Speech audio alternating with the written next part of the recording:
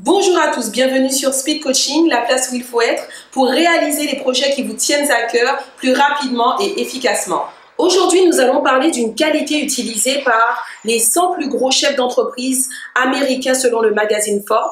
Et nous allons également parler d'une technique utilisée par la compagnie d'animation de films Pixar qui va vraiment vous aider à mieux travailler en équipe, ces deux qualités et techniques vont vous permettre également de pouvoir avoir beaucoup plus d'idées de solutions lorsque vous êtes bloqué dans vos projets. Alors regardons un petit peu ce que c'est. Alors cette technique s'appelle la technique post-mortem.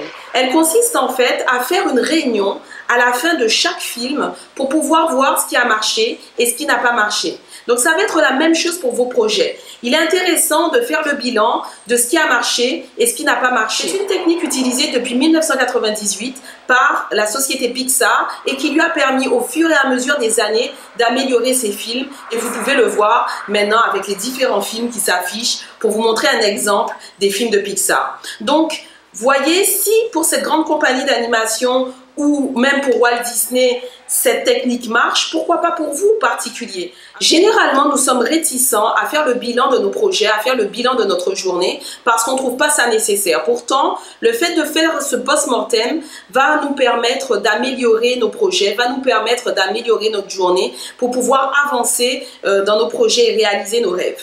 Alors, premièrement, une des raisons qui fait que le post-mortem peut être utile pour vos projets et également utile pour votre journée, c'est que le post-mortem permet de consolider vos acquis.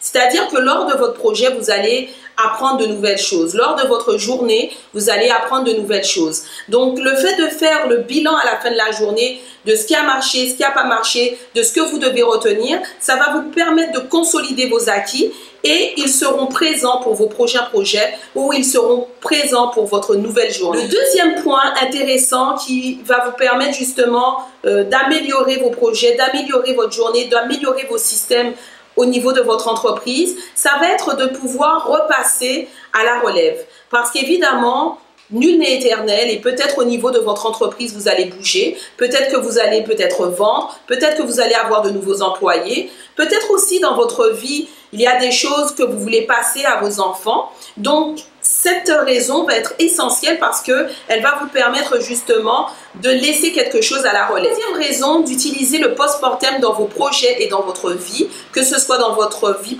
professionnelle et votre vie personnelle, c'est que cette réunion de post-mortem va vous permettre de faire sortir les frustrations. Parce que bien évidemment, lorsque vous avez un projet ou lorsque vous menez un projet, c'est jamais une mer calme. Il y a des hauts, il y a des bas, il y a des moments de joie, il y a des moments de colère.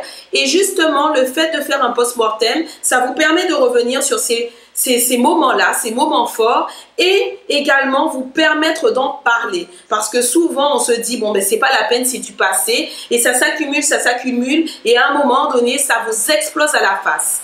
Alors, c'est pourquoi il est essentiel de faire le post-mortem.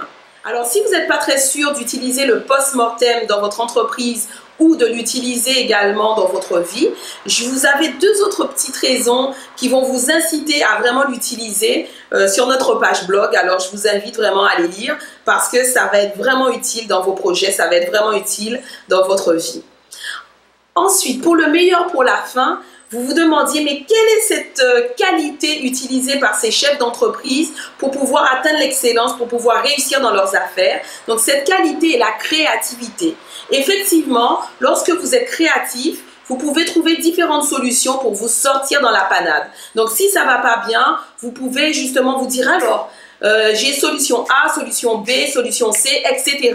Lorsque vous n'êtes pas créatif, vous allez rester juste à solution A et vous allez bloquer. Alors, c'est intéressant de développer cette qualité-là. Et d'ailleurs, le post-mortem, c'est une des raisons qui va vous permettre de la développer lorsque vous allez brainstormer en équipe. Souvent, il y a de nouvelles idées qui vont jaillir et vont vous permettre de travailler votre créativité.